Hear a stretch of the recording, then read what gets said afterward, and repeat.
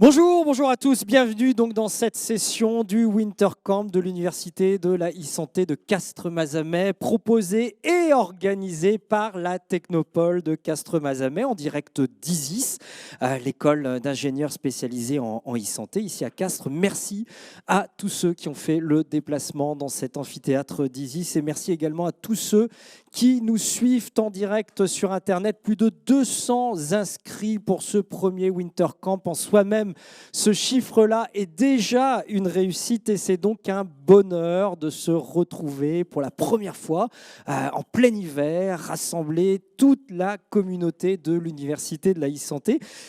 C'est une bonne manière, quelque part, de rappeler que la réflexion sur la santé digitale ne s'arrête jamais. Bien au contraire, j'ai envie de dire, par les temps qui courent, elle s'accélère. Et ici à Castres, bien évidemment, ces évolutions sont regardées, sont scrutées de près tout au long de l'année, d'où la volonté d'avoir d'autres temps de partage que ceux qui sont proposés chaque été ici depuis plus de 15 ans. Et aujourd'hui, donc plus précisément, deux thématiques au cœur de l'actualité et des préoccupations vraiment immédiates des soignants comme des patients. Tout d'abord, bien vieillir chez soi, quels sont les besoins et les innovations dans ce domaine? Alors franchement, on ne pouvait pas trouver sujet plus d'actualité parmi les derniers jours. Et puis, on évoquera aussi la question du médico-social et de la transformation de l'offre digitale dans ce domaine. C'est un très beau et copieux programme qui nous attend cet après-midi. Alors sachez,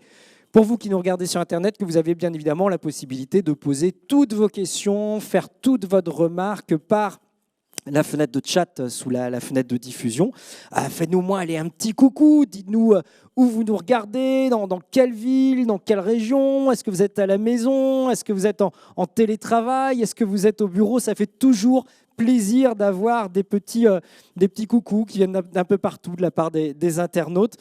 Et tout de suite, sans perdre plus de temps pour lancer officiellement ce Winter Camp, nous allons donc accueillir Catherine Durand, qui est présidente de la Technopole de Castres-Mazamet et vice-présidente de la communauté d'agglomération de Castres-Mazamet. Voilà.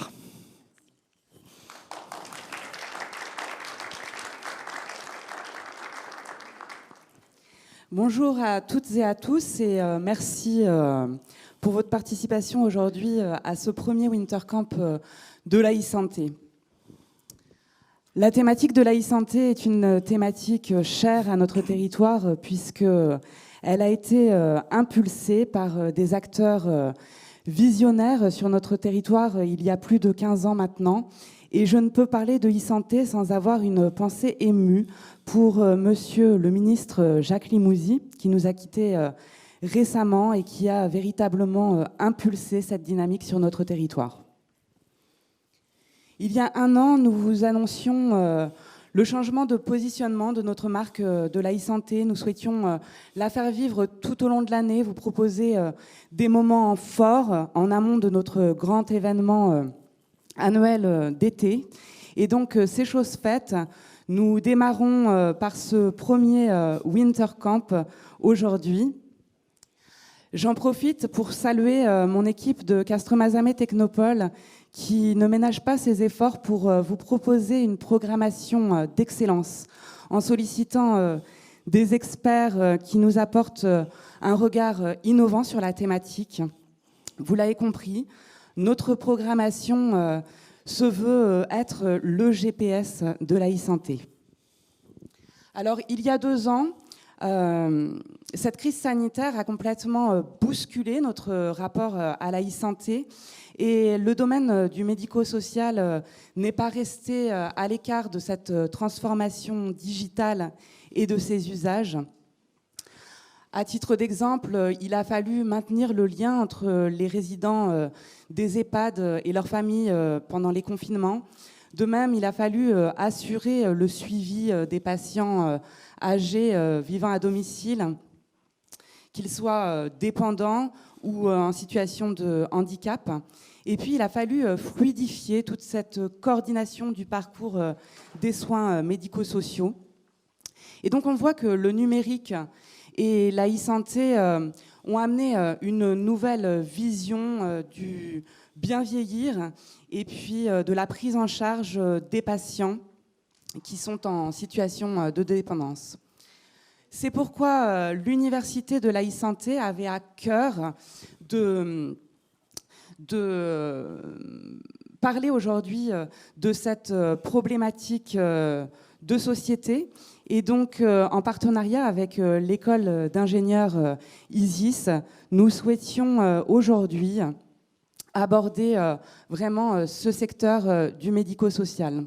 Donc l'école d'ingénieurs ISIS qui nous fait la joie aujourd'hui de nous recevoir dans ses locaux, c'est, il faut le souligner, la première école d'ingénieurs de France axée sur la thématique de la e-santé. Et donc merci à Eliès d'être notre partenaire pour cette session aujourd'hui. Et puis bien sûr, pour cet événement, nous avons le soutien de la communauté d'agglomération de Castres-Mazamet. Alors, avant de laisser la place aux discussions et aux échanges de notre première table ronde du jour, je souhaitais vous remercier. Un grand merci pour votre participation aujourd'hui, qu'elle soit en présentiel ou en distanciel, mais également un énorme merci pour votre fidélité à nos événements.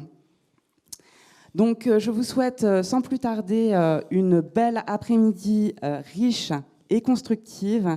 Et donc, le coup d'envoi de cette première session du Winter Camp est donné. Merci à tous et bel après-midi. Merci beaucoup à Catherine Durand, donc présidente de la Technopole de Castres-Mazamet. Et effectivement, sans plus attendre, on va entrer tout de suite dans le vif du sujet avec un premier temps d'échange et de réflexion sur la question du bien vieillir chez soi. Quels sont les besoins? Quelles sont aussi les innovations dans ce domaine? Et pour animer cette table ronde, va me succéder Hervé Pingot, qui est professeur des universités ici à ISIS. Bonjour à toutes et à tous, que vous soyez ici dans cet amphi ou que vous soyez à distance. Merci Madame la Présidente de la Technopole d'avoir permis à ISIS d'organiser une partie de l'après-midi, effectivement, sur des sujets qui nous tiennent à cœur. On met sur le même pied d'égalité le sanitaire et les médico-social, que ce soit dans nos formations, dans notre recherche ou dans nos tentatives d'innovation. On est ici sur un territoire de projet en numérique et santé, et donc je pense que ce couplage que nous faisons cet après-midi est exemplaire de ce point de vue-là. De nouveau, c'est le territoire qui montre sa capacité à animer des débats qui sont aujourd'hui des débats de société importants. Lionel le disait, l'actualité s'est un peu invitée ces derniers temps dans le sujet de la première table ronde. Et nous sommes, nous, conscients, bien sûr, de l'importance du service qu'on doit rendre au public sur ce champ-là. Alors, pour que cette table ronde soit animée, nous avons des intervenants. Je vais les appeler par ordre alphabétique. Donc, Katarzyna Borgiel, qui est ingénieure R&D chez Berger-Levrault, qui est un éditeur de logiciels. Katarzyna.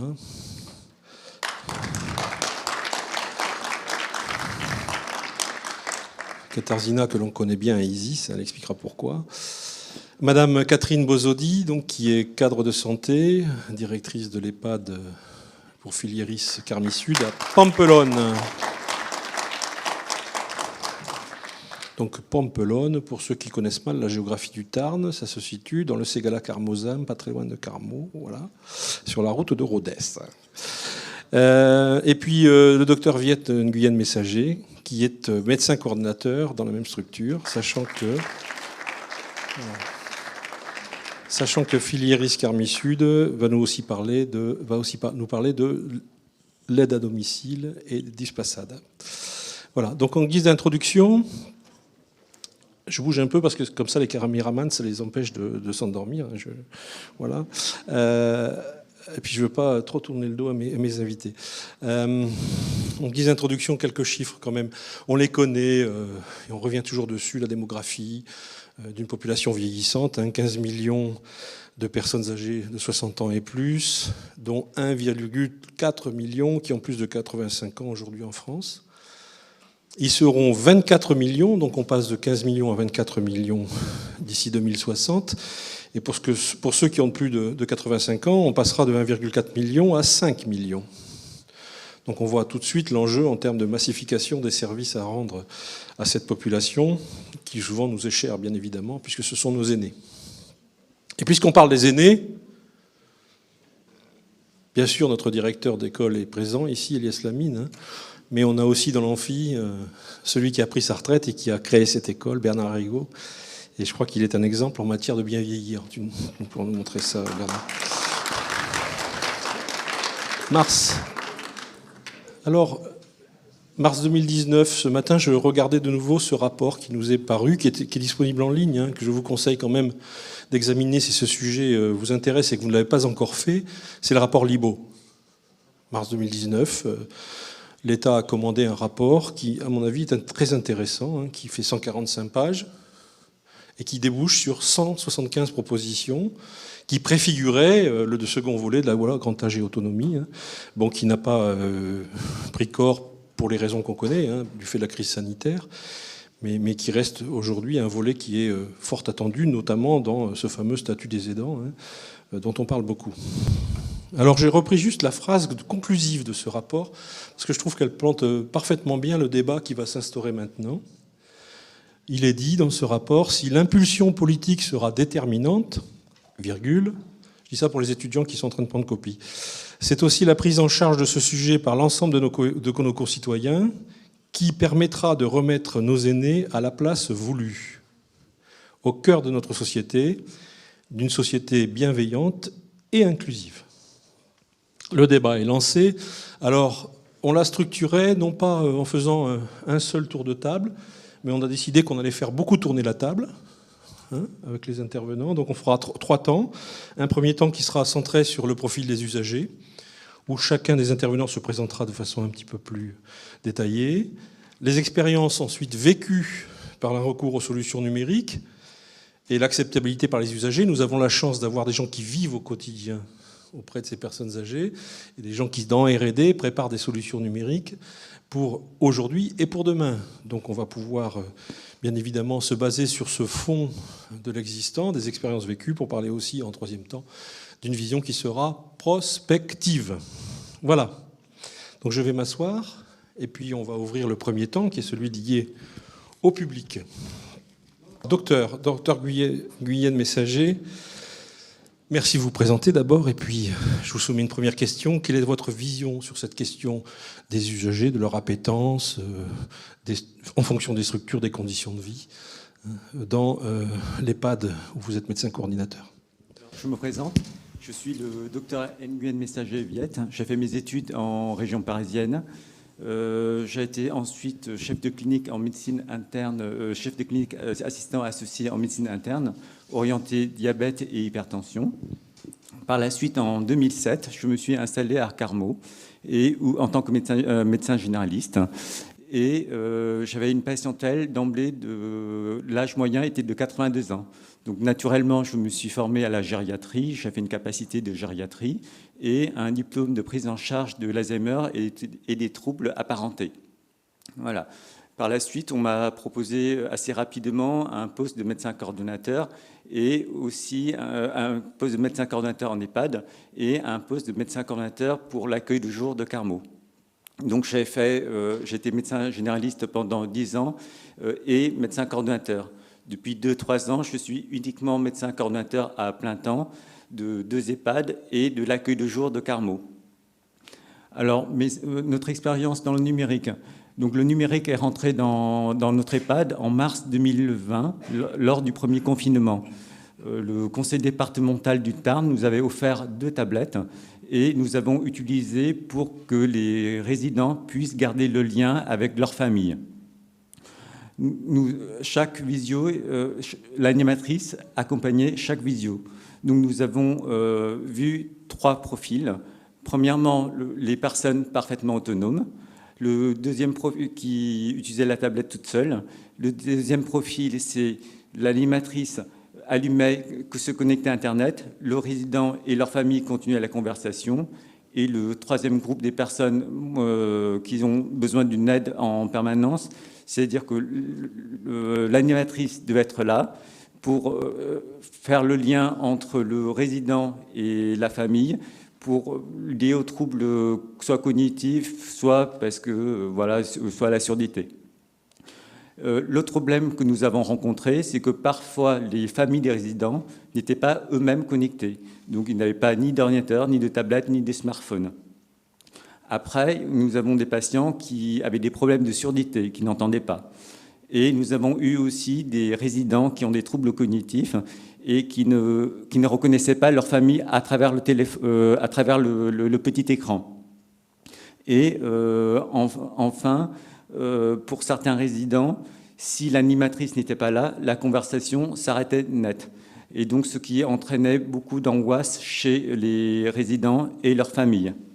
Et bientôt, nous allons investir dans les tablettes Anissen, qui sont des tablettes qui permettent d'animer la vie sociale de l'EHPAD. Cela propose déjà de programmer des animations, mais aussi proposer des activités adaptées en fonction de l'état de santé de la personne. Puis, on peut aussi analyser le type d'activité. La moyenne d'âge des usagers, vous avez évoqué 3 strates. La moyenne d'âge des usagers dans l'EHPAD ou les EHPAD? La moyenne d'âge d'entrée, c'est de 87 ans. Et la moyenne d'âge dans l'EHPAD, c'est plus de 89 ans. Merci. Madame Bozodi, vous êtes, je dirais, en possession d'un CV qui est très riche d'expériences professionnelles dans ce secteur. Donc, la question est, puisque vous avez vécu l'aide à domicile et que vous avez vécu aussi l'EHPAD, quelle vision vous avez des usagers en fonction de cet environnement de vie? Alors, tout d'abord, la volonté de travailler dans le secteur de la personne âgée, pour moi, ça a été en 2002. J'ai vraiment intégré ce secteur-là. Et je suis arrivée en même temps, on va dire, que l'APA et la loi du 2 janvier 2002 qui rénove l'action sociale et médico-sociale. Riche de ces expériences que j'ai pu mener pendant 20 ans, à la fois sur du foyer logement, sur du réseau ville-hôpital, sur du domicile et de l'EHPAD.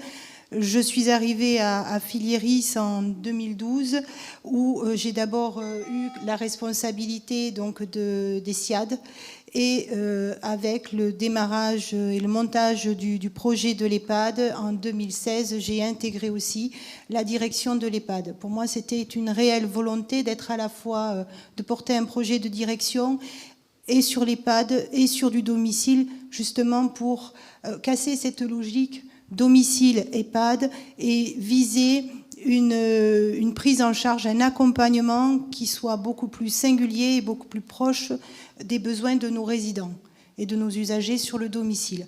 On s'aperçoit qu'aujourd'hui, les EHPAD ont une compétence gériatrique, offrent de la sécurité pour nos résidents qui rentrent en EHPAD, proposent aussi une vie sociale et un cadre qui leur permet de retrouver des repères pour certaines personnes qui, à domicile, n'ont plus d'heures pour manger, ne se lèvent pas. C'est vrai que l'EHPAD amène des solutions en ce sens. Cependant, l'entrée en EHPAD, ça veut dire aussi derrière chercher les moyens financiers de pouvoir financer son établissement. Et c'est aussi quitter son domicile, quitter son histoire de vie. Et parfois aussi, pour certains résidents qui ne trouvent pas de place, c'est aussi quitter un territoire. À la différence, le domicile permet aux usagers effectivement de rester chez eux en ayant bien entendu la question en tête de la perte d'autonomie et de l'aggravation de cette perte d'autonomie qui arrive avec l'âge. C'est aussi de se poser la question des aides, des soins et de l'amélioration de l'habitat et de l'équipement qui va avec. Ce qui veut dire que globalement, dans les dispositifs que l'on peut proposer aujourd'hui, tant en mode hébergement type EHPAD ou sur le domicile, s'oppose aujourd'hui toute la limite de l'acceptation de l'accompagnement des usagers par rapport à leur désir, ce qu'ils souhaitent vraiment. Et quand on leur pose la question, la première réponse qui leur vient, nous souhaitons rester à domicile. Et donc on doit aujourd'hui réfléchir à repenser l'accompagnement de nos usagers par nos usagers, qu'ils puissent s'exprimer sur ce qu'ils souhaitent, ce qui veut dire que derrière, ça nécessite forcément de réformer la logique existante. Et c'est là peut-être que, du coup, le numérique a tout son sens, parce que la question du numérique peut nous amener aussi des réponses en termes de prévention, en termes de santé, en termes d'accompagnement sur le domicile, d'amélioration de l'équipement, pour faire en sorte justement d'être au plus proche des désirs de nos usagers. Merci. Remettre nos aînés à la place voulue. On retrouve ceci qui est effectivement très, très bien explicité dans vos propos, Madame Bozodi. Alors, docteur Bourgiel, on est bien un deuxième docteur sur la strade. C'est pas un docteur en médecine, c'est un docteur en sciences pour l'ingénieur. Mais vous êtes spécialiste des usages du numérique, Madame Bourgiel. Et c'est par votre doctorat et vos post-doctorats que vous êtes bien évidemment intéressé aux usages du numérique pour nos aînés. Donc, après avoir un peu entendu les représentants de la demande, c'est intéressant aussi de voir comment le monde de l'édition logicielle, le monde de l'offre de services numériques voit ses usagers. Bonjour à tous. Donc, effectivement, pour me présenter rapidement, donc, je suis ergonome. J'ai un doctorat en productique. Donc, pour tous qui ne savent pas ce que c'est la productique, dit en quelques mots, c'est l'application de l'informatique au système de production. Et j'avais effectué mes travaux de thèse sur l'innovation organisationnelle liée à l'informatisation du dossier de soins en hospitalisation à domicile. Et par la suite, j'avais effectué des travaux de post-doctorat avec Hervé Pengo et Elias Lamine ici à l'école d'ingénierie ISIS, au Connected Health Lab, sur le sujet de prévention de la perte d'autonomie chez les personnes âgées, en partenariat à l'époque avec Berger-Lévrault, et des travaux aussi qui sont poursuivis par un projet plus territorial, en partenariat avec la CFPPA, le conseil départemental, l'EHPAD Agir et le centre hospitalier de Castres-Mazamet. Et aujourd'hui, je suis à Berger-Lévrault. J'ai rejoint Berger-Lévrault en 2020, d'abord sur des missions au sein de l'équipe produit du pôle santé sociale. Donc j'ai pu travailler notamment sur la nouvelle offre à destination des services de soins infirmiers à domicile. Et depuis peu, j'ai rejoint la direction de recherche de la recherche et de l'innovation technologique en tant que sur des missions liées au marketing de l'innovation et à l'innovation des usages. Voilà. Et sur tout ce qui est plus globalement l'usage du numérique et le positionnement de Berger-Lévrault, moi j'ai envie de dire, historiquement nous sommes éditeurs des solutions métiers à destination principalement de professionnels. Donc si je veux me référer à domicile ou en contexte des établissements EHPAD, nous proposons des solutions au service d'aide à domicile, de portage de repas, de l'EHPAD et donc depuis peu également des services de soins infirmiers à domicile. Et donc, initialement, c'était des solutions à destination principalement des professionnels. Avec les évolutions, je dirais, plus sociales et organisationnelles du fonctionnement de ces acteurs, qui sont eux-mêmes déjà ouverts davantage aux personnes qu'ils accompagnent, on a aussi commencé à mettre en place des fonctionnalités à destination des citoyens. Donc, mais qui étaient quelque part la prolongation des outils métiers qui existaient déjà avant pour les professionnels. Et aujourd'hui, nous sommes en train également de travailler sur des solutions, donc à destination, dans un premier temps, à destination des citoyens, qui pourraient par la suite éventuellement s'élargir à l'utilisation des professionnels. Donc ça très globalement.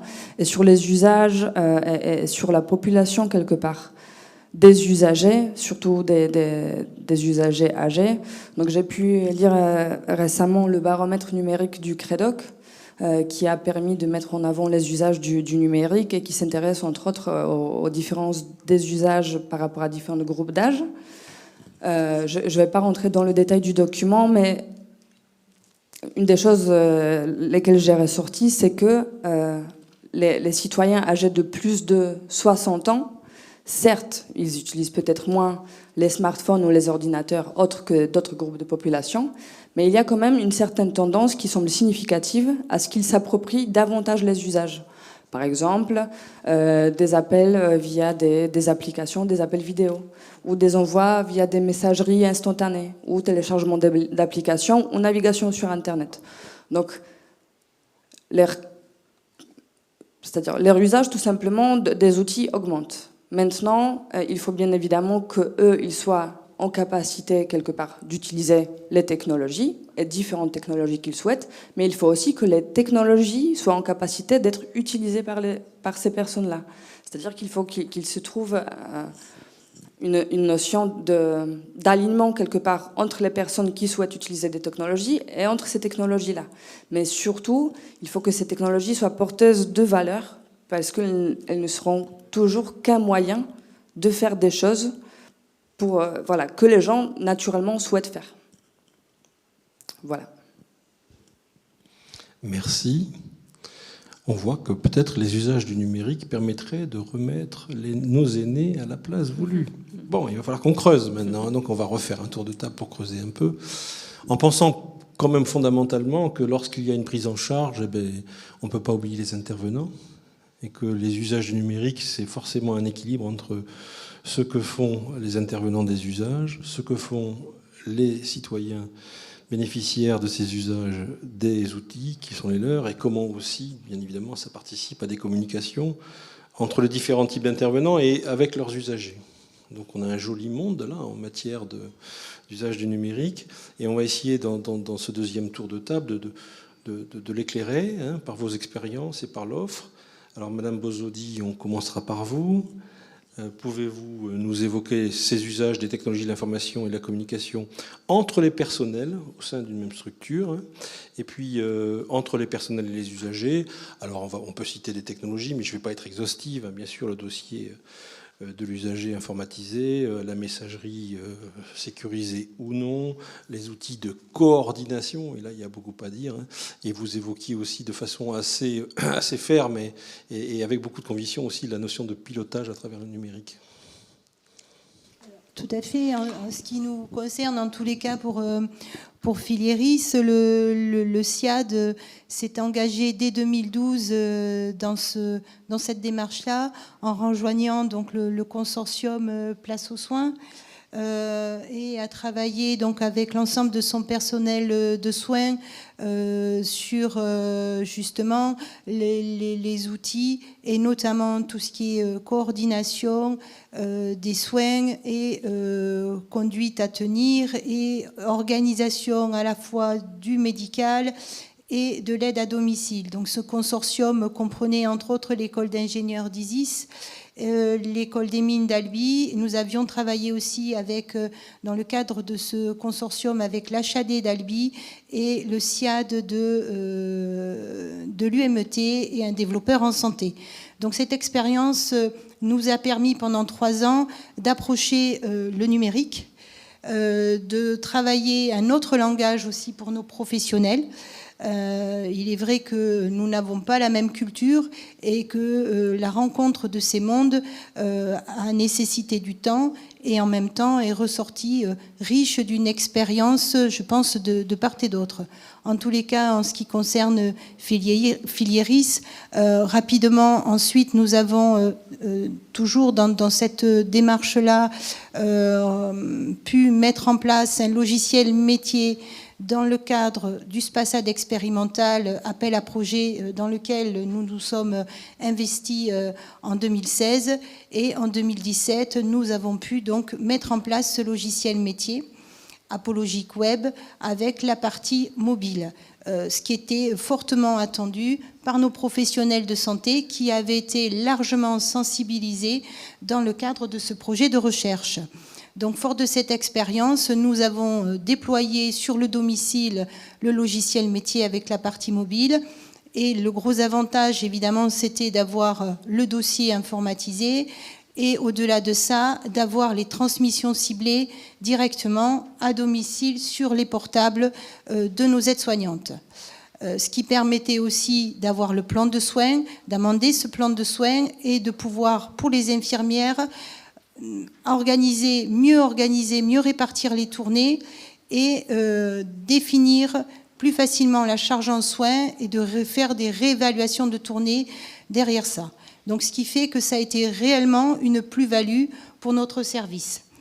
À la suite de ça, et toujours dans une volonté d'améliorer ce dispositif, nous avons, par le biais évidemment de notre groupe en santé, l'offre de santé Filieris a répondu pour l'ensemble de ces SIAD au projet numérique 2021, qui est un projet porté par la CNSA, et en ce sens, nous allons pouvoir continuer sur l'année 2022 à faire évoluer notre logiciel vers le document unique informatisé, avec la coordination des intervenants, à la fois des intervenants internes, mais aussi des intervenants externes.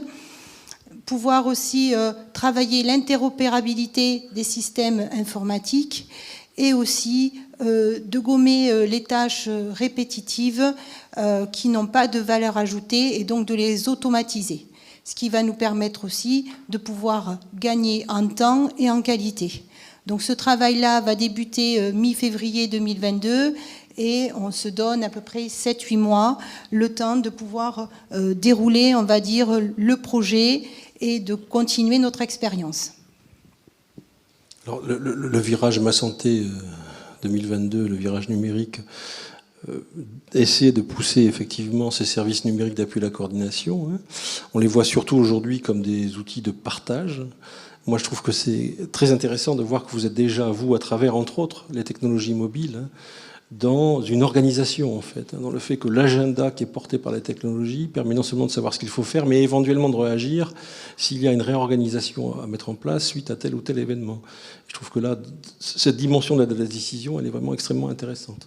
Elle est intéressante, et elle est d'autant plus intéressante qu'elle est partagée par nos professionnels, et je pense que c'est le plus important. Enfin, je pense que sur la troisième partie, on y reviendra, mais l'importance de pouvoir trouver les moyens d'impliquer les professionnels et ensuite d'impliquer aussi les usagers dans cette démarche pour qu'effectivement il y ait une forme de preuve du numérique et finalement une plus-value qui est partagée. Très bien, très bien. Alors, il y a toujours la valence sanitaire à l'intérieur de l'établissement. Donc, alors, docteur, votre avis, vous, c'est pas seulement en interne d'ailleurs, hein, dans les établissements où vous travaillez, mais aussi dans la relation extérieure, puisque vous faites de temps en temps appel à des avis dans le cadre d'une spécialité, hein, etc. Donc la télémédecine s'invite aussi dans les EHPAD, et on sait qu'il y a une valeur ajoutée. Donc quelle est votre vision aujourd'hui de ces expériences passées qui vous donnent la foi en l'avenir? Alors nous utilisons deux technologies. Premièrement, le logiciel métier. Donc je suis sur deux EHPAD, donc avec deux logiciels métiers différents. Sur l'EHPAD de Pampelonne, nous utilisons le logiciel Titan. Et sur l'autre EHPAD de Cordes où je travaille, nous sommes sur NetSoin. Ce sont des logiciels métiers qui nous permettent d'avoir des dossiers médicaux informatisés, donc de centraliser les informations. Donc on remplit les antécédents, les traitements, les allergies, etc. La biologie, lorsqu'on rentre directement dans le dossier grâce au système HP' ou ApiCrypt. Lorsqu'un usager part en consultation ou est hospitalisé, l'avantage, c'est qu'on n'a plus qu'à appuyer sur un bouton et toutes les informations nécessaires à sa prise en charge part avec lui. Deuxièmement, ça permet aussi un meilleur suivi du résident. Par exemple, sur le suivi nutritionnel, je peux tracer très facilement la courbe de poids. Le suivi des chutes, par exemple aussi, quand est-ce que la personne a chuté, où est-ce qu'elle a chuté, qu'est-ce qui a favorisé les circonstances de la chute. Et dans les autres évaluations, dans l'évaluation de l'autonomie, donc qu'on appelle la grille Agir, lorsque je fais l'évaluation, je vois ce que fait l'aide-soignante ou l'infirmière dans le plan de soins. Donc je vois si c'est cohérent par rapport à ma cotation. Et enfin, par rapport au pathos, c'est-à-dire l'évaluation de la lourdeur de la prise en charge paramédicale et médicale, c'est croisé avec les antécédents. Et en plus, ça calcule le score automatiquement, ce qui est très difficile sans le logiciel. Et enfin, si je cote mal, j'ai les incohérences qui apparaissent. Et enfin, grâce juste le confinement a beaucoup poussé aux visioconférences. Donc, on a eu des téléconsultations, notamment avec le service de psychogériatrie, avec des consultations de cardiologie et de dermatologie. Et ensuite, nous avons continué avec l'hôpital d'Albi des visioconférences, par exemple sur la Covid. On a continué avec le juge du tutelle. Et aussi, pendant la crise, nous avons fait des réunions hebdomadaires avec les familles. Voilà. Alors d'abord, qui peut, après avoir entendu le docteur Guyenne-Messager, dire que nos médecins sont retors à l'usage du numérique? Moi, je trouve qu'il y a des générations qui sont exemplaires. Entendre un médecin dire, voilà, c'était l'application, je fais telle fonctionnalité et ça a une valeur, pour nous, c'est très important, docteur. Donc merci pour ça. Après, dans les cercles où vous retrouvez vos collègues, est-ce qu'on discute de ça? Est-ce qu'on échange des propos sur tel ou tel logiciel, sur telle ou telle fonctionnalité, sur le fait que peut-être on perd du temps, peut-être on n'en perd pas? Alors, je dirais que les médecins coordinateurs, forcément, nous sommes plus impliqués dedans parce que c'est notre rôle. Le dossier médical est sous notre responsabilité. Après, chacun de nous avons nos préférences. Il y en a un qui permet de tirer plus d'informations et de pouvoir les analyser. Voilà, mais je pense que c'est une histoire de génération. Après, comme Mme Bozoudi le dit, un logiciel, ça marche si on est rigoureux et on le remplit correctement. Il est très vite caduc si on ne le remplit pas. Il suffit que pendant 6 mois, personne ne le remplit, le dossier est caduc. Les informations ne sont plus à jour. Donc on a aussi, on le reverra après, des gains liés à la traçabilité, au stockage, à la qualité de l'information sur le patient, mais on y reviendra dans le troisième temps. Docteur Borgiel, alors qu'est-ce qui se passe là dans le monde de la R&D? Qu'est-ce qui sont aujourd'hui ces fonctions qui sont utilisées par votre marché, par les clients sur votre marché? Et puis est-ce que vous avez des success stories là aussi intéressantes que celles qu'on vient d'entendre sur le terrain? Forcément, oui. Bien sûr, bien sûr. Ce que je trouve assez intéressant en vous entendant parler tous les deux, c'est que tous ces exemples des apports de valeur de technologie, ça me fait naturellement penser à ce qui a été travaillé dans le monde de la recherche dans les années 90. C'était les capacités des technologies de l'information et de la communication, c'est-à-dire en quoi elles pourraient apporter de l'aide aux gens. Par exemple, via l'analyse des données, via la capacité à analyser des données, de les transporter à travers le temps et l'espace, d'en stocker énormément, etc. Et finalement, on voit qu'aujourd'hui, en 2022, plus de 30 ans plus tard, c'est toujours la même valeur, quelque part, qui nous intéresse, c'est qu'elle est juste appliquée toujours à une problématique bien spécifique, dans un contexte bien particulier. Chez Berger-Lévrault et vis-à-vis de ces différentes problématiques, donc je vais parler un tout petit peu avec la double casquette à la fois direction de recherche et d'innovation technologie, mais à la fois aussi offre produit. En termes des usages, quelque part au sens très large, et sans rentrer peut-être dans des détails infinis, hein, mais ce qui nous semble préoccupant aujourd'hui, ce sont deux concepts, le concept de plateforme et le concept de parcours. Donc quand je parle plateforme, c'est une volonté à pouvoir proposer à nos usagers des outils qui peuvent se composer selon leurs besoins. Donc où on peut activer, désactiver certains modules de sorte à ce que chaque client, selon ses spécificités, à la fois de statut, d'appartenance, mais aussi d'autres outils qu'ils utilisent, puissent quelque part piocher dans le panier et prendre que ce dont ils ont réellement besoin. Et puis, vis-à-vis de la notion du parcours, c'est à la fois l'accompagnement du parcours d'un usager à travers les différents logiciels dans lesquels son dossier sera stocké par rapport à son parcours, par exemple du domicile vers l'EHPAD, mais également tout ce qui est coordination de parcours, ou avec la société Medialis qui a rejoint le groupe Berger-Lévrault en septembre dernier, on a aujourd'hui la capacité à proposer des solutions de e-parcours au niveau régional. Donc c'est quelque part aussi, pour nous en interne, une nouvelle... comment dire, un nouveau sujet, y compris pour la recherche qui s'ouvre pour nous, c'est vraiment la coordination entre plusieurs structures à l'échelle d'un territoire. Et vis-à-vis des projets peut-être plus appliqués sur ces dernières années, donc on a fait notamment un renouvellement complet de nos applications de mobilité, parce que c'est vrai que la mobilité, comme elle est extrêmement importante, donc sur les fonctionnalités que vous avez parfaitement citées, hein, c'est-à-dire l'agenda partagé, les transmissions ciblées, les constantes, des échanges. Mais on s'aperçoit également qu'il y a de plus en plus de demandes de nouvelles fonctionnalités pour la mobilité, c'est-à-dire que le métier bascule de plus en plus sur la mobilité et qu'on est prêt à donner de plus en plus à faire effectivement aux équipes qui sont en mobilité.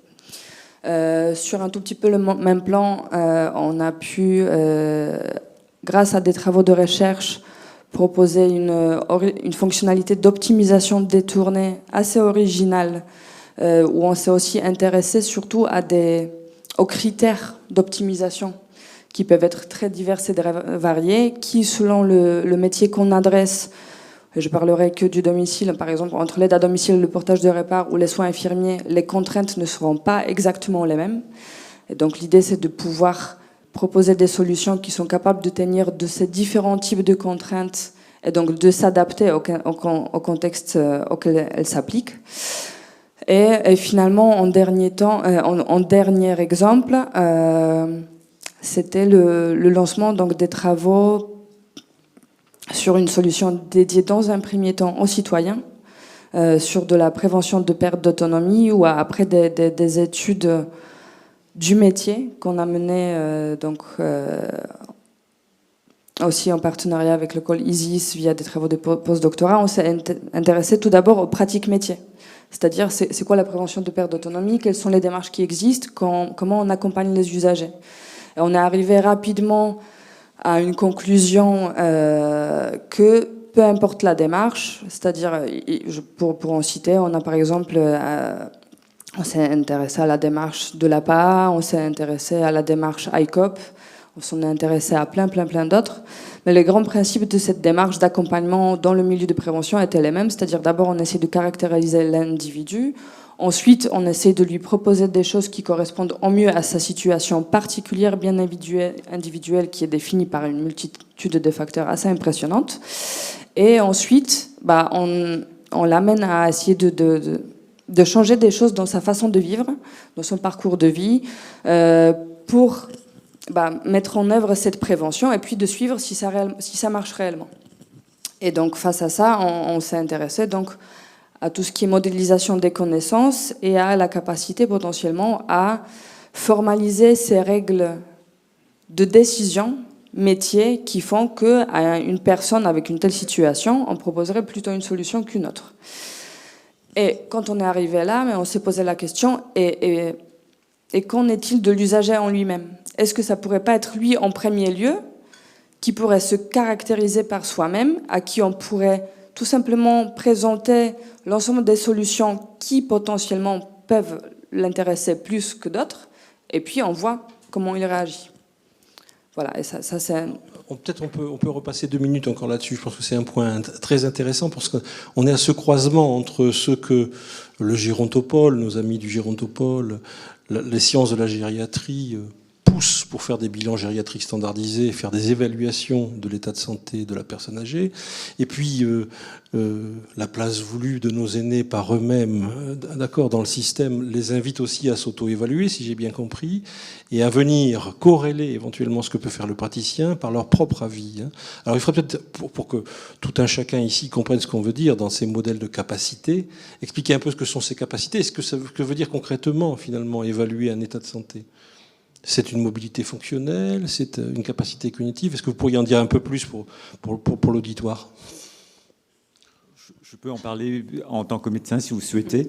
Dans l'évaluation gériatrique standardisée, habituellement, on évalue premièrement l'autonomie de la personne. Donc dans le terme autonomie, on regarde est-ce que la personne est capable de se lever tout seul, est capable de se déplacer tout seul, est capable de gérer sa continence seule, l'habillage, la toilette et l'orientation dans le temps et dans l'espace.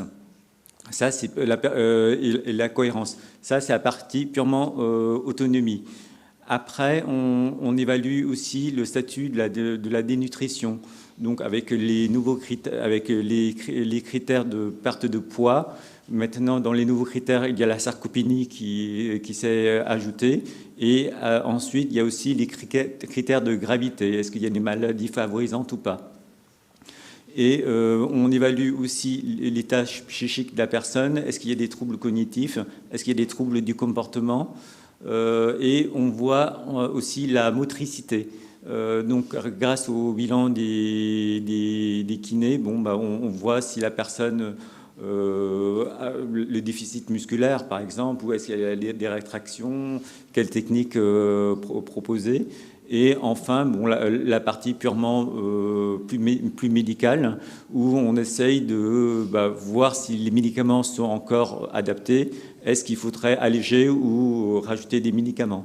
Voilà. Et puis, nous, on a rajouté aussi la partie protection juridique. Est-ce que la personne a besoin ou pas?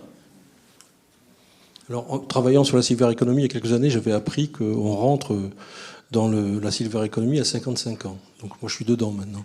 Et par rapport à ce que vous dites, docteur, moi, je suis capable d'évaluer, en gros, tous ces critères que vous venez d'énoncer, je suis capable de le dire, peut-être pas avec objectivité, soyons clairs, mais je suis capable de le faire. Donc ça donne quand même un peu un intérêt à l'ouverture de cette remontée d'informations, qu'on n'est pas obligé de faire en plus directement. On peut très bien, à travers, si le patient l'a souhaité, à travers ses activités sur son agenda, juger, et c'était un peu l'idée des travaux que citait le docteur Borgé tout à l'heure, remonter un certain nombre d'informations vers la gériatre en disant il a fait ça. Il est allé dans un bal pour danser, il est allé dans une association d'échecs pour jouer aux échecs, etc., etc., etc. Il a bien mangé aujourd'hui, c'est le porteur de repas qui l'atteste. Alors il y a toujours, on peut ridiculiser ça. J'ai le souvenir de collègues qui disaient oui, mais les gens peuvent mentir, hontément, parce que voilà. Mais si on joue le jeu sous cette hypothèse, est-ce que c'est intéressant de penser qu'on peut avoir ce double mouvement, quoi, d'une expression plus importante? On parlait tout à l'heure du rôle du patient au cœur du système. Est-ce que c'est possible d'imaginer ça dans une médecine de demain matin? Après, je pense qu'il y a le besoin du patient et ce que le médecin juge nécessaire. Ça ne va pas forcément en parallèle. Par exemple, je donne un exemple tout bête. Je peux conseiller quelqu'un de faire 3h30 d'activité physique par semaine. S'il n'a pas envie, on peut pas on peut pas le forcer. Mais c'est ce qui est recommandé. Donc il y a déjà un premier décalage de ce côté-là. C'est le libre arbitre, ça. La personne, c'est au moins qu'elle s'expose. Si elle ne fait pas ça. Bien sûr. Voilà. Alors, on va peut-être passer au troisième temps, si vous le voulez bien.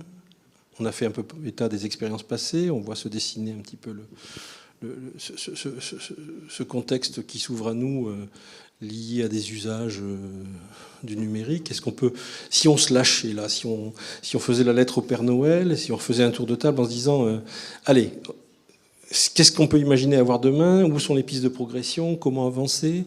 Alors on va peut-être inverser l'ordre de prise de parole. On va proposer à la recherche de dire comment elle imagine la chose, et puis ensuite on fait rebondir les acteurs de terrain. Donc, pour essayer de se projeter davantage dans le futur, nous, dans nos travaux, on se pose vraiment la question de qu'est-ce que les gens pourraient faire avec l'accès plus important à l'information. Est-ce qu'ils auraient aussi, eux, l'envie d'y accéder, de la transmettre, de la communiquer? Donc je parle aux citoyens, pas forcément aux professionnels. Donc comment eux, ils pourraient prendre en main leur parcours, mais grâce à l'information. Mais je pense qu'ici, le rôle premier à jouer n'a pas forcément la technologie. Je pense que c'est vraiment plus, dans un premier temps, un changement social, sociétal, de changement de paradigme pour presque tout citoyen, comme vous avez dit tout à l'heure. Hein, la prévention, c'est-à-dire on peut donner 10 000 recommandations. Si la personne n'a pas envie, on ne va pas la forcer. On peut lui donner le meilleur système ou outil du monde. Si elle n'a pas envie d'y aller, elle n'ira pas. Donc je pense que c'est déjà un changement de mentalité, de positionnement vis-à-vis de la prévention en elle-même. Pour savoir. On n'a pas évoqué, si on a évoqué les modèles de capacité, on n'a pas évoqué les différentes strates de qualification de l'état de la personne. Hein. Autonomie, perte d'autonomie, les deux extrémités. Puis au milieu, il y a cet ensemble pré-fragilité et fragilité. Est-ce que ce n'est pas le moment d'évoquer aussi le fait que peut-être la gradation des usages doit être liée à cette classification des états? Déjà, moi, je suis persuadée que cet usage du numérique en tant qu'outil pour être davantage acteur de son propre parcours, je pense qu'il peut intervenir tout au long. Ensuite, le rôle du numérique en tant qu'outil de prévention à proprement parler, c'est-à-dire, je sais pas, faire des ateliers sur tablette ou des activités en visio ou autre. Ça, c'est peut-être effectivement, ça va peut-être plus dépendre de la situation personnelle de la personne ou de ses besoins particuliers. Et alors un mot sur les systèmes de recommandation. Alors les systèmes de recommandation. Est-ce qu'on a le droit d'en parler d'abord?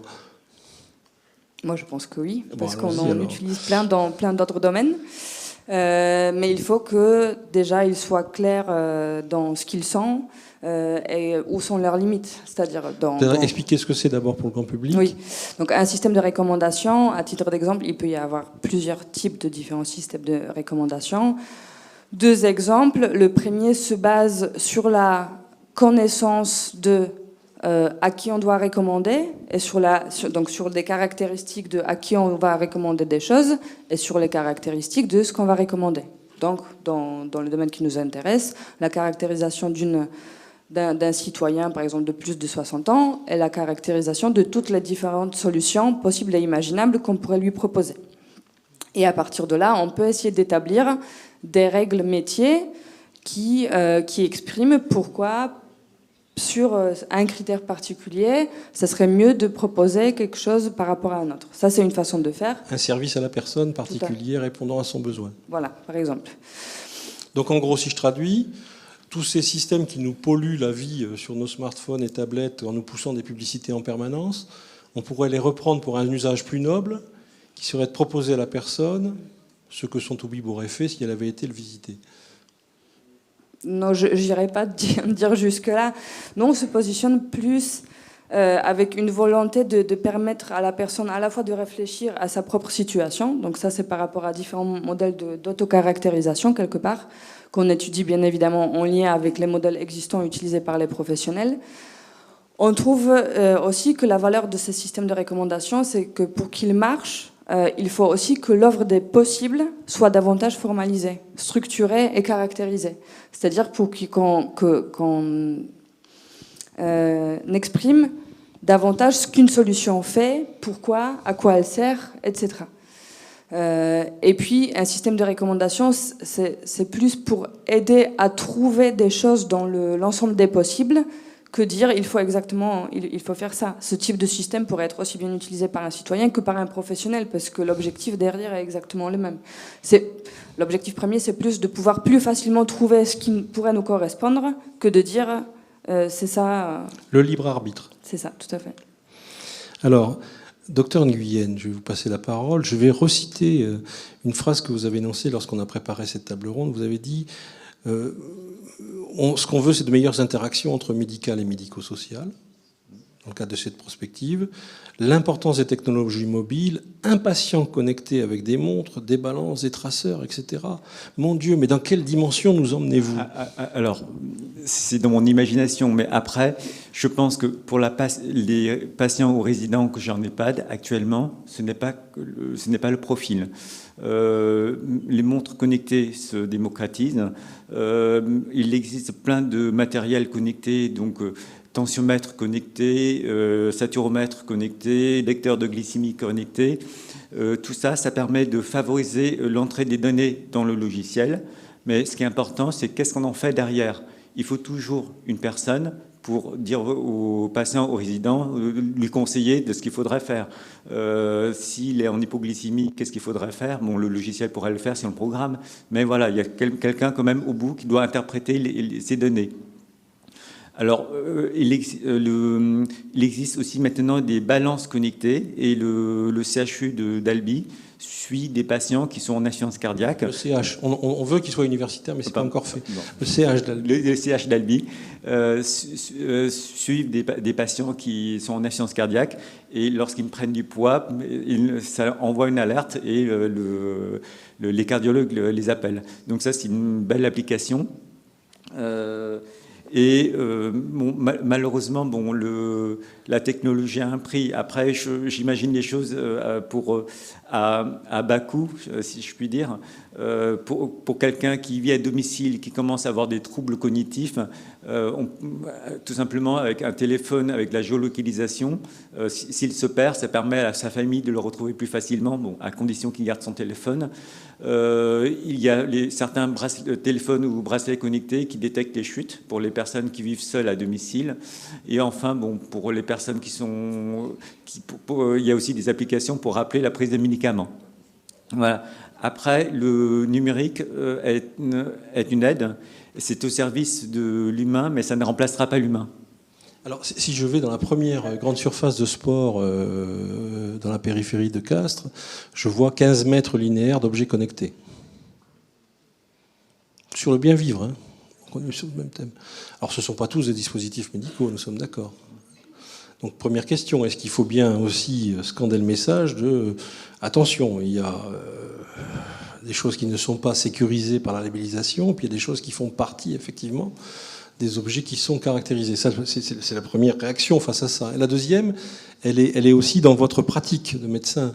Est-ce que demain, on peut imaginer qu'on aura des prescriptions, si l'assurance maladie suit, hein, mais on aura des prescriptions dans un modèle économique réassuré, d'accord, sur ces choses-là?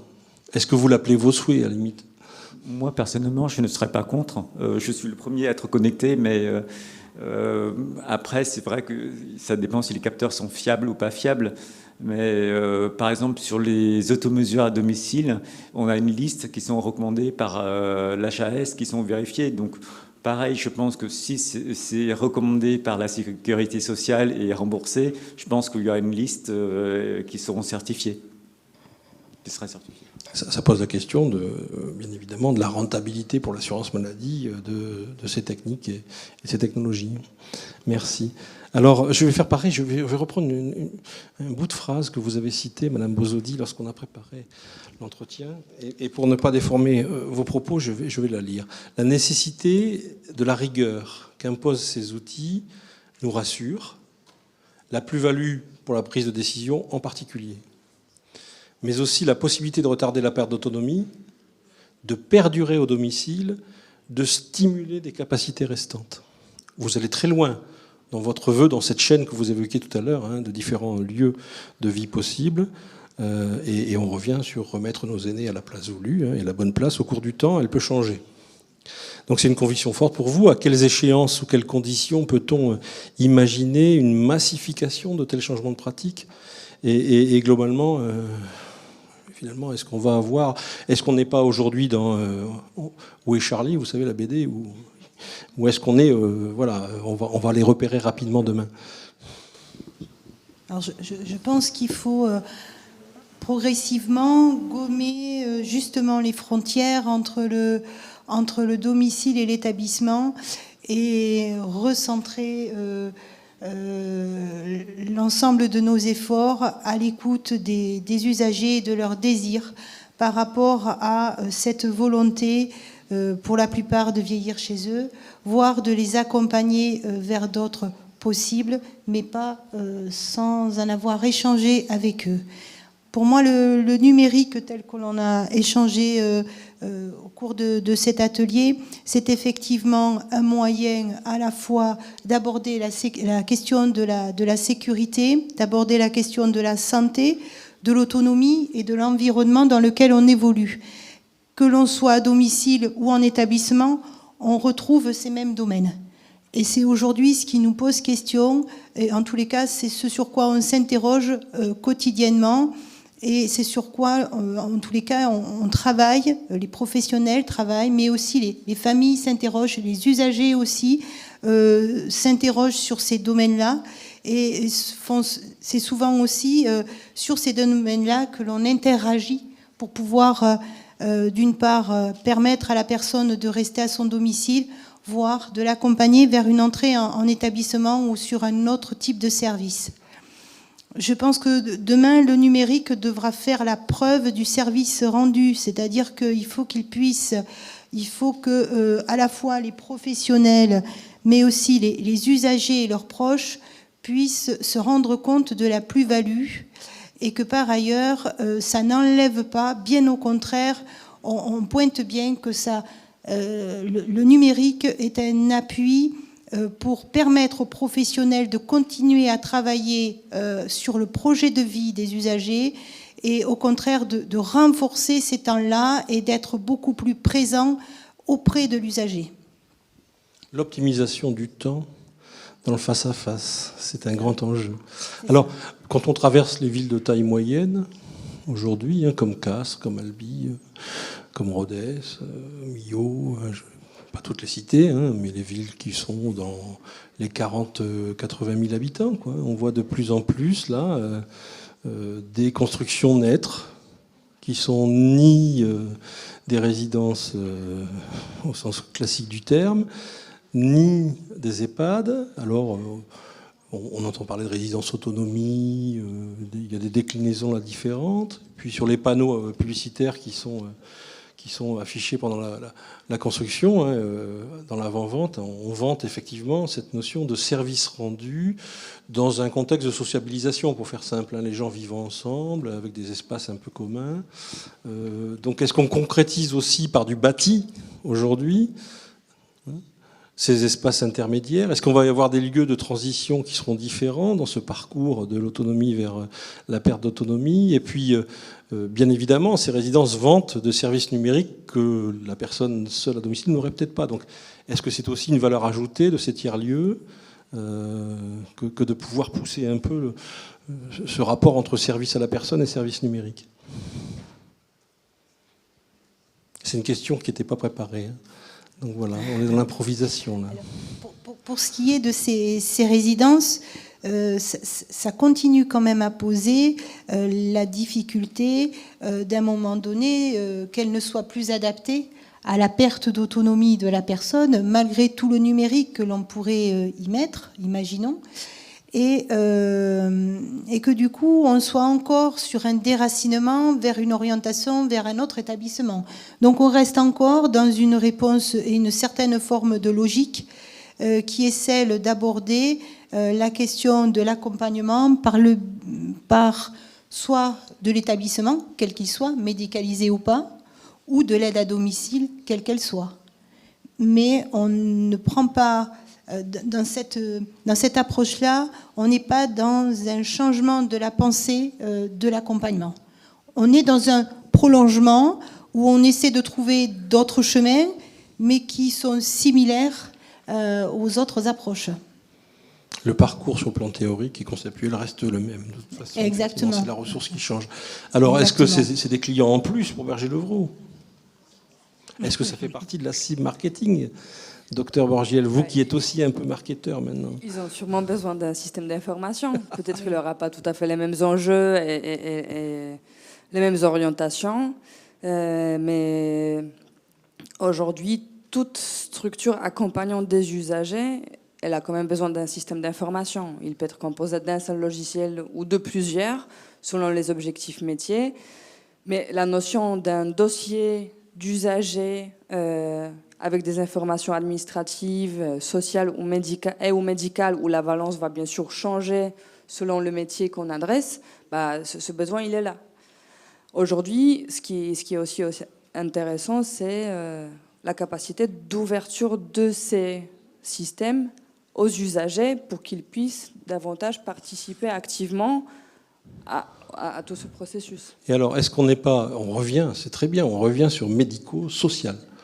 Est-ce qu'on n'a pas pris de l'avance sur le médical et qu'on n'a pas un peu de retard sur le social, sachant que Berger-Levaux a des offres sur le social pur, d'accord ? Donc vous avez une expertise sur ces deux champs. Donc est-ce qu'aujourd'hui, vous partagez ce constat qu'il y a un équilibre à retrouver dans les solutions à destination du médico-social entre ces deux valences, médicale et sociale, qui sont en interaction, forcément ? Moi, je trouve qu'il n'y a pas un déséquilibre. Moi, je trouve que les chemins se rejoignent de plus en plus. C'est-à-dire, je trouve que le social, il est de plus en plus pris en compte dans les métiers à valence médicale. À l'inverse, que le médical commence à rentrer petit à petit de plus en plus dans le social. Je vais donner ici à titre d'exemple le programme ICOP, où avec les différents projets au niveau national, notamment avec le projet NACRE, qui est entre autres porté par la CNAV, l'idée c'est que ça soit, par exemple, il y a une expérimentation visant à étudier si c'est les aides à domicile qui peuvent porter l'évaluation, le premier repérage, mais d'ordre plus médical, de fragilité et de perte d'autonomie à domicile. Donc non, moi je trouve qu'il n'y a pas un déséquilibre. Moi je trouve justement que les deux mondes se rejoignent de plus en plus. Chacun garde bien sûr le cœur de son métier, mais à essayer d'avoir une vue plus holistique, plus intégrative de la personne. Docteur, utilisez-vous des données sociales en permanence ? Les avez-vous ? En quoi ça participe à l'exercice de l'anamnèse, du diagnostic, de la prescription ? Enfin, pour nous, on ne sépare pas les deux. On ne peut pas séparer le médical de la vie de la personne. Donc on est obligé de tenir compte des deux. Même en tant que médecin généraliste, vous ne pouvez pas prescrire, je ne sais pas, une montre connectée. Je ne peux pas prescrire une montre connectée à quelqu'un qui n'a pas les moyens. Il faut tenir compte de la situation. Très bien. Merci. Je pense qu'il faut laisser un peu de temps aux échanges avec le public. Donc, voilà, un professionnel de la communication nous rejoint. Je vais juste vous rejoindre et vous remercier pour cette table ronde. Préciser qu'on va avoir bien sûr un micro qui va circuler là dans la salle. Ils sont ici les micros. Pour tous ceux qui voudraient poser une question, n'hésitez pas à lever le doigt. On a pas mal de questions des internautes qui arrivent aussi, qui réagissent par rapport à tout ce qui s'est dit.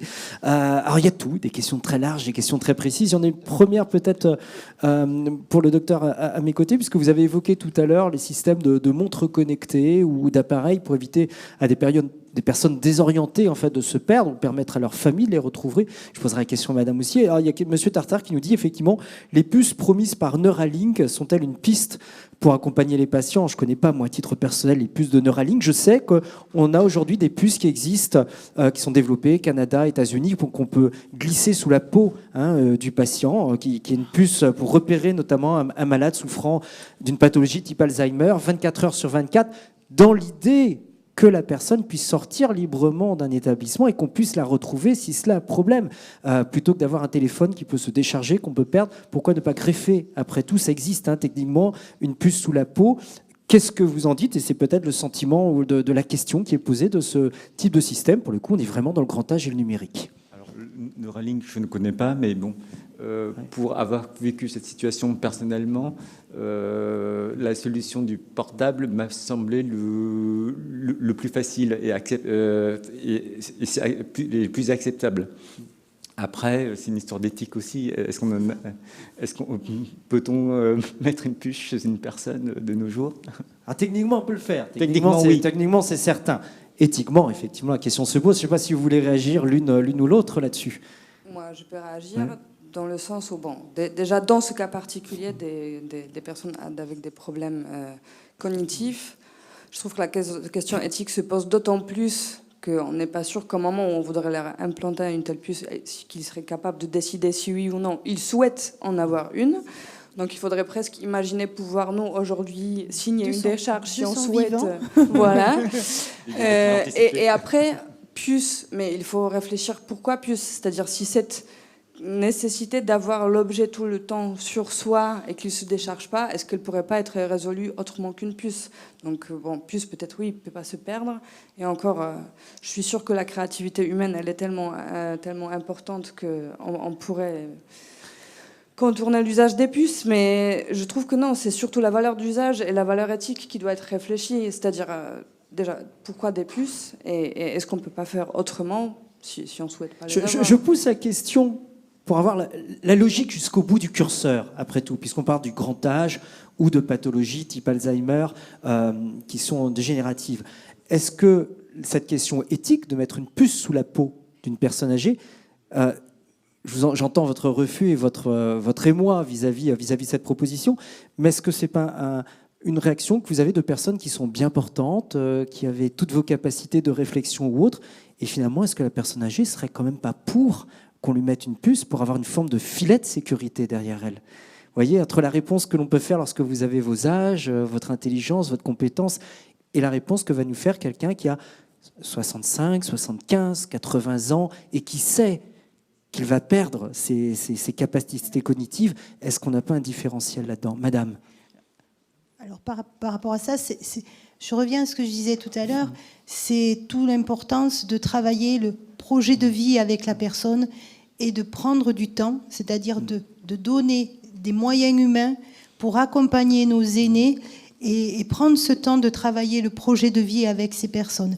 Ce qui veut dire que derrière, pourquoi pas, il pourrait très bien y avoir des personnes qui soient d'accord pour cette démarche-là. Après tout, c'est un choix comme un autre. Moi, je trouve ça choquant, mais parce que c'est vrai qu'on n'y a pas encore réfléchi. Et, on n'est pas confronté. C'est ça, on n'y est pas confronté non plus. Mais je pense que du coup, c'est comme l'utilisation du numérique au sens large. Je pense que ça mérite que l'on ait des personnes qui soient avisées, des personnes compétentes, des professionnels qui échangent et qui partagent réellement le projet de vie des personnes, de nos aînés aujourd'hui. Je regarde en même temps dans la salle, n'hésitez pas à lever le bras à la main pour qu'on vous apporte un micro. Je ne vois pas forcément les choses de loin dans la lumière. Oui, Hervé. Je vais réagir une seconde là-dessus pour revenir sur un épisode qu'on a vécu avec Katarzyna il y a quelques années. On était allé voir une collègue spécialiste de nutrition, des nutritions au Gérontopole. Et sachant que c'est une école d'ingénieurs qui venait la rencontrer, elle nous a dit « J'espère que vous n'allez pas me parler du 25e capteur d'ouverture de la porte du frigidaire. » Joli accueil, hein. Et on lui a dit non, parce que franchement, nous, ce qui nous intéresse, c'est la fonctionnalité. La personne âgée, il fait chaud, elle a peut-être ouvert 25 fois le réfrigérateur. C'est pas pour s'hydrater, c'est pas pour manger, c'est parce qu'il faisait un courant d'air et que ça la refroidissait.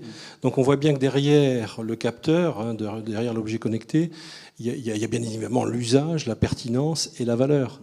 Et ça, on ne peut pas y échapper. Donc il faut rentrer par ce côté-là, à mon avis, avant de discuter de la technologie. Et ça peut être intéressant. Je crois que les pays scandinaves poussent un peu sur cette voie-là. Ils sont souvent exemplaires, pourquoi pas. Mais d'abord, la valeur, l'usage et le détournement d'usage. Une autre question d'internaute pour le docteur... Oh pardon, excusez-moi, je vous ai coupé. Pour le docteur Nguyen, comme un internaute qui me demande quel niveau de maturité digitale avait l'EHPAD qui a été équipé par la tablette fournie par le département. Est-ce qu'on est déjà dans un établissement qui est coutumier d'utilisation des outils digitaux ou est-ce qu'on partait de la feuille blanche ? Alors, en fait, le département a équipé les EHPAD, tous les EHPAD du département. Donc, en fonction de la taille de l'EHPAD, ils ont eu 1 ou 2 tablettes. La difficulté, c'était surtout mettre la Wi-Fi. Mais je pense que la volonté des directions et des équipes de santé, c'était vraiment de garder ce lien. Et donc, je pense qu'on a tous joué le jeu. C'est ça. Il y a eu un fort accompagnement des équipes pour que ça marche, puisque de toute façon, nous étions un peu coupés du monde, et eux surtout plus que nous. Et donc là pour le coup, on peut dire aussi que ce sont dans des situations extrêmes qu'on arrive à trouver finalement des solutions. Face au pied du mur. C'est ça, à imaginer, à créer tous les jours et à réinventer de la vie sociale, mais aussi rapprocher les familles, les proches de nos usagers. Et c'est vrai que du coup, on en a fait un point fort dans notre établissement, et j'imagine que dans d'autres établissements, ça a été le cas aussi. Et je pense aussi que c'est pour ça que ça a marché. Tout le monde s'y est mis. Est-ce que je peux en complément poser une question? Parce qu'effectivement, il y a plein de nouveaux usages qui sont nés en lien avec tout ce qui s'est passé pendant les confinements, etc. Est-ce que ces usages, ils ont perduré? C'est-à-dire, est-ce que, par exemple, l'accompagnement de la famille avec la tablette, etc., a perduré au-delà de... Oui. Il y a quand même des patients qui ont des familles lointaines et on continue des visios avec. Donc, il y a une vraie rupture avant et après le Covid. D'ailleurs, dans la foulée, alors, question un peu plus précise, je ne sais pas si vous pourrez apporter une réponse les uns ou les autres, question de Pascal, qui nous demande quid de l'équipement en outils digitaux adaptés aux structures telles par exemple que le centre de psychogériatrie à Albi. Je ne sais pas qui peut répondre. Est-ce qu'il faut des outils digitaux adaptés à telle typologie d'établissement, de pathologie, de type de patient, ou est-ce qu'on envoie les mêmes outils digitaux partout ?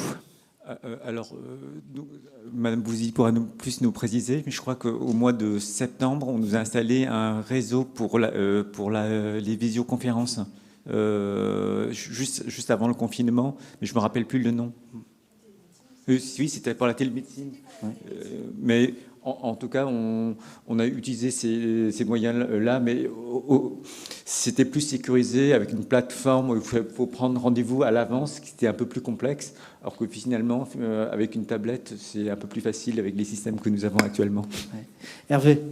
Avec le professeur Laurent Schmitt, qui est psychiatre au CHU de Toulouse, nous avons accepté d'animer un groupe de travail sur la e-santé à la Fondation Beau-Sauveur, justement, d'Albi.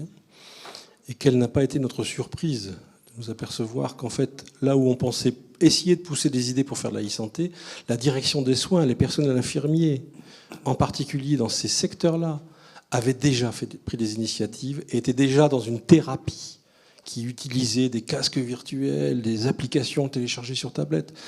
C'était des initiatives de terrain qu'on n'avait pas forcément colligées à un niveau plus élevé. Et donc ce groupe a révélé ça. Et donc dans ce cadre-là, et je pense que la santé mentale fait faire des grands pas dans ce domaine-là. Dans ce cadre-là, la Fondation Serveur, on va faire une journée début juin, donc on va la fixer bientôt, je pense que ce sera le 2 juin, autour de ces sujets-là. Parce que je crois qu'il y a une vraie aussi spécificité à tout ce qui est psy et e-santé. Et d'ailleurs, l'État, je pense, l'a un peu repéré aussi, puisque je crois qu'il y a des appels qui sont fléchés vers ça. Mais c'est une question très pertinente, parce qu'effectivement, il y a des choses qui se font. Il y a des choses qui se font et qui font changer, d'après le professeur Schmitt, qui font changer les pratiques des docteurs, des psychiatres, d'accord, parce qu'ils sont dans une relation plus continue avec des patients qui peuvent être en souffrance en permanence, en fait. Je regarde, je m'adresse aux internautes, posez toutes vos questions si vous voulez, on se donne encore quelques minutes. Il y a beaucoup de questions qui arrivent. Alors, la première, pour tout vous dire, qui est arrivée pendant cette table ronde et qui m'a un peu surpris en la lisant, tellement elle était large. En même temps, j'ai envie de vous la poser, même si on est en marge de la thématique adoptée aujourd'hui, et compte tenu de l'actualité qui est forte en ce moment dans les EHPAD, avec des mouvements sociaux importants, on peut le dire encore hier. Et quelqu'un nous pose cette question, c'est Dominique qui nous pose ces questions. Aura-t-on les moyens d'avoir des conditions de travail dignes ? Alors, lorsque j'ai vu cette question arriver, je me dis, est-ce qu'on est en décalage par rapport à la thématique qu'on est en train de traiter, ou est-ce que finalement on n'est pas dedans, dans une tension extrême en termes de recrutement, en termes de conditions de travail, en termes de moyens financiers?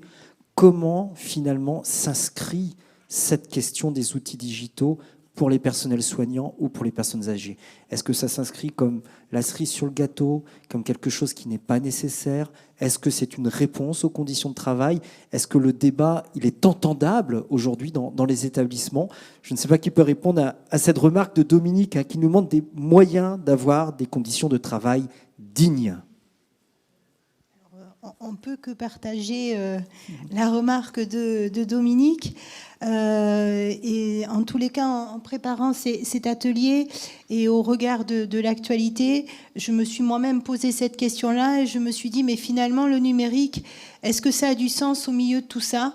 On va aller parler du numérique, mais est-ce qu'on n'a pas d'autres sujets à aborder qui seraient davantage d'actualité et des réels besoins? On en a aujourd'hui en EHPAD, parce qu'on a beau avoir des postes qui sont financés, on ne trouve pas de professionnels. Enfin, tous les jours, on passe 3-4 heures à faire des plannings, y compris sur le domicile. Ça, c'est notre quotidien pour arriver à ce que, justement, les soins soient faits dans de bonnes conditions, pour arriver à passer du temps auprès de nos usagers. On bricole tous les jours, tous les jours. Et c'est ce en quoi je me suis dit, vraiment, le numérique, c'est un outil. Ça ne remplacera pas les moyens humains dont on a besoin aujourd'hui et ça ne doit pas occulter, justement, les problématiques qui gravitent autour des qualités humaines et des qualités qu'ont nos professionnels aujourd'hui pour accompagner nos aînés. C'est un outil, je poursuis la question, c'est un outil qui est entendable, entre guillemets, de la part des personnels, à un moment où les personnels se battent pour avoir des moyens. Enfin, ce sont des couches, ce sont le temps de donner des douches, ce sont des habits, des draps, du matériel de première nécessité pour des personnes âgées. Est-ce qu'à un moment où on se bat pour ces moyens, vous arrivez à glisser le débat sur les outils numériques qui ont un coût, mais qui pourraient faire gagner du temps et de la qualité de conditions de travail? Moi, pour moi, c'est deux choses en parallèle. Premièrement, par rapport à le numérique, c'est un outil, ça permet une qualité de travail, une rigueur de travail. L'application, je reviens à mes courbes de poids parce que j'y tiens, c'est par rapport à la prise en charge de la dénutrition. Donc la technologie me permet de voir, de tracer les courbes de poids pour voir qu'un patient perd du poids. En parallèle, pour la prise en charge humaine, bon, j'ai essayé beaucoup de choses pour essayer pour lutter contre la dénutrition, notamment l'enrichissement alimentaire, la soupe dans les plats, enfin, augmenter la quantité de viande. En fait, je me suis rendu compte d'une chose. Premièrement, c'est dans les secteurs Alzheimer où j'ai travaillé, finalement, il y avait moins de dénutrition que dans les secteurs non Alzheimer, enfin des secteurs ouverts, excusez-moi. Et donc du coup, parce que dans le secteur Alzheimer, il y avait plus de personnel, nous avons eu l'exemple d'une résidente l'année dernière en plein confinement où bon, elle a arrêté de manger et elle était en fin de vie, nous l'avons mis en soins palliatifs. Nous avons proposé à ses enfants de venir manger, de la faire manger, parce qu'elle ne mangeait uniquement qu'avec ses enfants. Et là, avec la même nourriture, j'ai une courbe de poids qui augmente d'un coup. C'est le moral qui joue. Voilà, donc ce qui compte, c'est le numérique est un outil pour suivre tout cela, mais il faut des moyens humains et pour accompagner nos aînés. Une réponse d'un autre internaute, Le Merle, qui nous dit sur l'histoire des puces, justement sur les patients déorientés. Au Danemark, les puces sont simplement placées dans les vêtements pour suivre le patient. Voilà. On a d'autres informations qui viennent des internautes. Alors beaucoup d'autres questions qui arrivent. Une question aussi que je lance à l'ensemble de la table autour de moi. Un internaute qui me dit on parle de l'adoption des outils par les patients et les professionnels, ce que vous faites depuis le début de cette table ronde. Qu'en est-il de leur adoption des applications par le grand public? Alors peut-être au niveau des familles, des personnes qui peuvent entourer un malade, puisque l'application, c'est ça, si le numérique, c'est faire du lien entre un patient, personnel soignant, du paramédical, et bien sûr des enfants, petits-enfants ou autres. Est-ce que vous voyez ou est-ce que vous avez des exemples précis de choses qui fonctionnent? Je vais resituer la question parce que si c'est des choses qui fonctionnent sur du coup, le triangle, donc les professionnels, la personne quelque part accompagnée et son entourage plus personnel, je pense que déjà il y a des choses qui existent dans le même sens, hein, c'est-à-dire vous avez quand même donné tout à l'heure l'exemple de la visio avec les familles, tout ce qui est souvent suivi des données des patients. Selon la situation des patients, parfois on y donne accès à la famille, parfois non, ça dépend des informations, etc. Je pense oui, dans ce sens-là, des choses existent. Et ensuite, si on veut vraiment parler des citoyens, c'est-à-dire je pense que nous tous, on est des citoyens, on a parlé des outils grand public très très rapidement, hein, style montre connectée. Moi-même, je pourrais utiliser une balance connectée si je souhaiterais. Et c'est ça qui est intéressant. Si moi, j'aurais besoin de suivre mon poids et si j'aurais voulu gagner du temps à le tracer, à être sûr que tout est bien enregistré quelque part, que j'ai pas perdu l'information, je pourrais le faire également.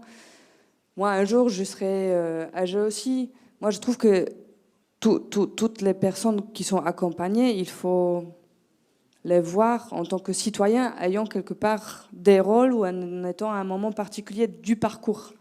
C'est-à-dire, aujourd'hui, je peux être, bon, je ne suis pas une personne âgée, mais je peux être petite fille d'une personne âgée, mais cette personne âgée peut être en même temps l'accompagnant d'une autre personne âgée, l'aidant. Donc, je trouve que tout est une notion de rôle et de la même façon que les professionnels sont des professionnels, mais sont aussi des citoyens, des aidants, deviendront des personnes âgées. En matière, justement, allez, je vais pousser le curseur jusqu'au bout de cette question, quand même, qui ouvre une belle porte.